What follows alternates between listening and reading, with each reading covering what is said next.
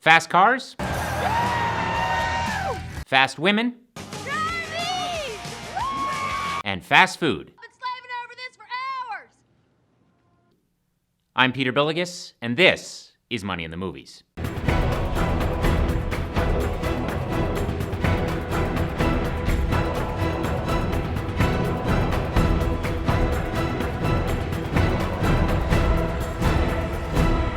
Hello and welcome to Money in the Movies, where we review films based on their financial accuracy.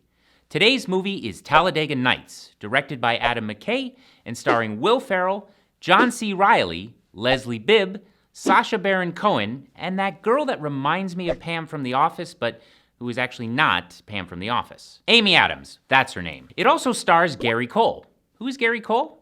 You know this guy. He's the guy from the movie Office Space. Hello, Peter. What's happening? In the film, Will Ferrell rocks the NASCAR racing world as the lovable but dim-witted Ricky Bobby, who enjoys victory after victory until a fatal crash changes everything, putting Ricky Bobby in the hospital. Eventually, with a little help from Pam from The Office, who is not actually Pam from The Office, You need to drive. Bobby recovers and redeems himself as race car champion.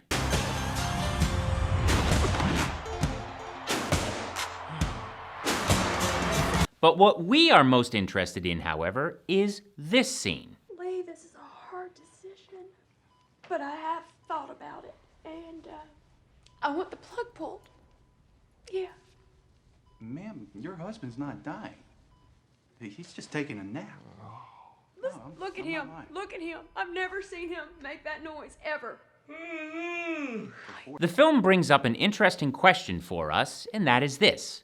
What happens to your financial life if you become incapacitated? Most people have heard of a will, which is a legal document that tells your heirs what to do with your stuff when you die. But what if you don't die? What if you are in a coma? Having a will won't help because you're still alive. But even though you're alive, you're not capable of communicating your medical wishes. So what do? You need something known as a living will. A living will is a legal document for people who are alive but incapacitated. It tells the people that you love how you want your medical affairs handled. Sometimes a living will is called a healthcare directive.